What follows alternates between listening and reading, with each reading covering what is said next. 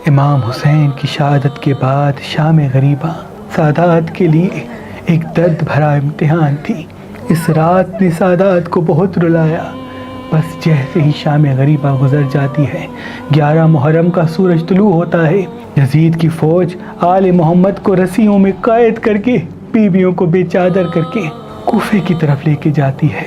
تاریخ نے لکھا جیسے ہی بی بی زینب مقتل گاہ سے گزرتی ہے تو امام حسین کی لاش کو دیکھتی ہے کہ امام حسین کا جسم زمین کربلا پہ بکھرا ہوا ہے، آپ کے جسم کا ایک بھی حصہ سلامت نہیں ہے۔ بس امام سجاد کو زنجیروں میں جکڑ کے طوق پہنایا جاتا ہے اور ایک بھاری پتھر پشت پہ رکھا جاتا ہے اور تمام بیویوں کو قید کر کے کوفہ کی طرف لے جایا جاتا ہے۔ آل محمد کے اس قافلے میں کئی معصوم بچے تھے اور ان بچوں کو الگ الگ اونٹوں کی پشت پہ رسیوں سے باندھا گیا تھا۔ جس بھی اونٹ سے جو بچہ گر جاتا وہ اونٹ کے پاؤں میں کچل کے وہیں شہید ہو جاتا۔ بیبیاں قید اپنے بچوں کو دیکھتی اور رو رو کے فریاد کرتی کہ یا رسول اللہ ہمارے بچے شہید ہو گئے۔ بس یہ قافلہ جیسے ہی کوفے پہنچتا ہے تو پتھروں اور گرم پانی سے اس قافلے کا استقبال کیا جاتا ہے۔ بی بی زینب کو باغی کی بہن بلایا جاتا ہے۔ بی بی زینب سلام اللہ علیہا اپنے نانا کی امت کو دیکھ کے یہ فرماتی ہے، اے لوگو شرم کرو، میں تمہارے رسول کی بیٹی زینب بنت علی ہوں۔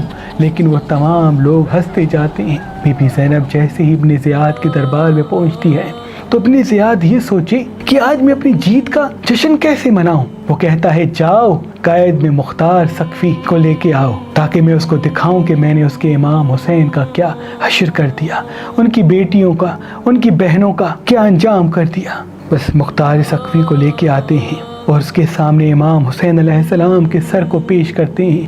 مختار ثقفی زنجیروں میں جکڑے ہوئے جیسے ہی امام حسین کے سر کو دیکھتے ہیں تو وہ دیکھ کے پریشان ہو جاتے ہیں۔ وہ سوچتے رہتے ہیں کہ یہ سر تو امام حسین کا لگتا ہے، لیکن اللہ کرے یہ امام حسین کا سر نہ ہو۔ مختار ثقفی کہتے ہیں، اے ابن زیاد بتا یہ کس کا سر ہے؟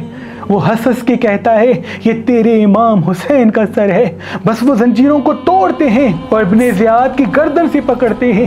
اتنی دیر میں امام سجاد حضرت مختار ثقفی کے کندھے پہ ہاتھ رکھ کے کہتے ہیں، اے مختار صبر کرو، میں سجاد ہوں اور میرے ساتھ رسول اللہ کی بیٹیاں بھی اس دربار میں موجود ہیں۔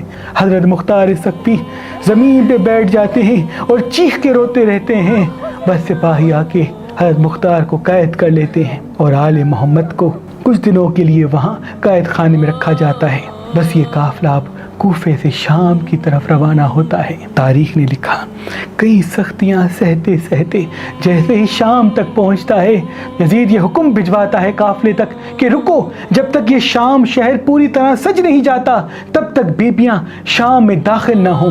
تاریخ نے لکھا 3 دن تک بیبیوں کو شہر کے باہر ٹھہرایا جاتا ہے اور پورے شام کو سجایا جاتا ہے، اور ہر ایک شام میں رہنے والے مسلمان کو کہا جاتا ہے کہ جیسے ہی یہ باغی قافلہ شام میں داخل ہو تو اس کو ایسے پتھر مارنا تاکہ قیامت تک کوئی بھی دوسرا باغی پیدا نہ ہو۔ سارے شام میں رہنے والے پیلا لباس پہنتے ہیں، زیورات پہنتے ہیں اور گھروں کی چھتوں پہ آ کے کھڑے ہو جاتے ہیں۔ بس بی بی زینب سلام اللہ علیہا اور تمام بیبیاں قید ہو کے جیسے ہی شام میں آتی ہیں تو شام والے ہنس ہنس کے پتھر مارتے ہیں۔ بی بی زینب روتی رہتی ہے اور یہ قافلہ آگے آگے چلتا ہوا یزید کی دربار آ پہنچتا ہے۔ جیسے یزید کی دربار پہنچتا ہے تو اس وقت یزید ہنستا جاتا ہے، خوشی سے جھومتا جاتا ہے اور امام حسین کے سر کی توہین کرنا شروع کرتا ہے اور یہ کہتا ہے کہ کاش میرے بڑے زندہ ہوتے، میں ان کو بتاتا کہ میں نے بدر و احد کا کیسے رسول اللہ کے خاندان سے بدلہ لیا ہے۔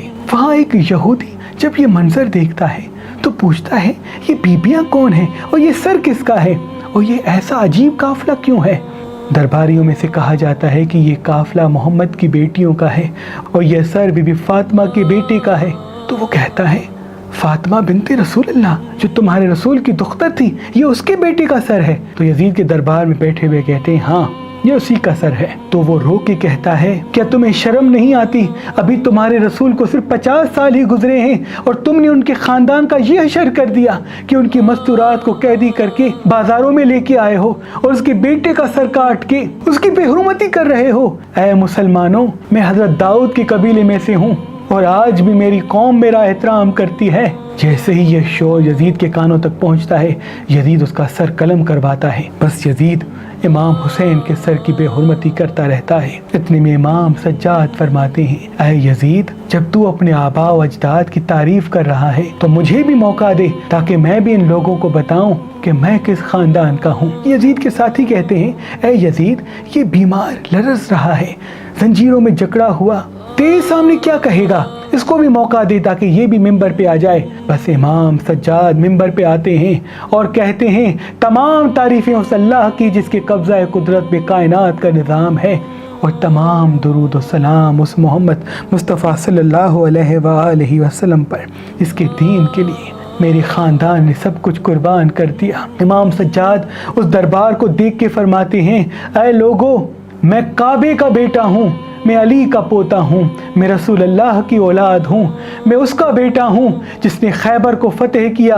میں اس کا بیٹا ہوں جس نے تمہیں دین سمجھایا، میں اس کا بیٹا ہوں جس کو فرش سے عرش کو بلایا گیا، میں اس رسول اللہ کا بیٹا ہوں جس کے زلفوں کی قسم اللہ کے ملائک کھاتے آئے ہیں۔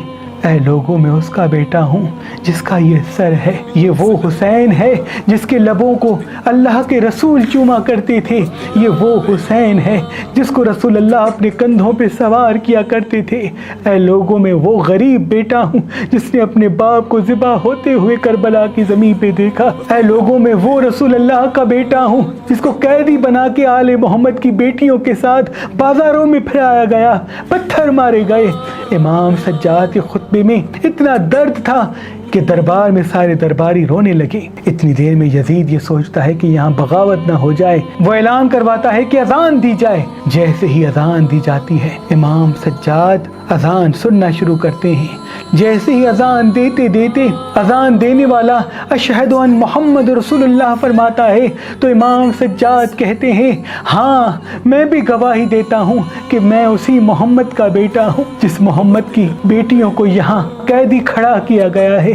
اے لوگو، یہ وہی محمد ہے جن کی یہ بیٹیاں ہیں، اور یہ حسین وہی حسین ہے جن کی رگوں سے رسول اللہ کا خون بہ رہا ہے۔ بس دربار میں بغاوت شروع ہو جاتی ہے اور لوگ یزید سے نفرت کرنا شروع کر دیتے ہیں۔ تاریخ نے لکھا، اس خطبے کے بعد رفتہ رفتہ لوگوں کے دلوں میں یزید کی نفرت اتنی بڑھتی جاتی ہے کہ یزید اپنے ہی محل میں قید ہوتا جاتا ہے، اور قیامت تک لوگ یزید سے اور یزیدیت سے نفرت کرتے رہتے ہیں اور امام حسین کی مظلومیت پہ روتے رہتے ہیں، آل محمد کی غربت پہ روتے رہتے ہیں۔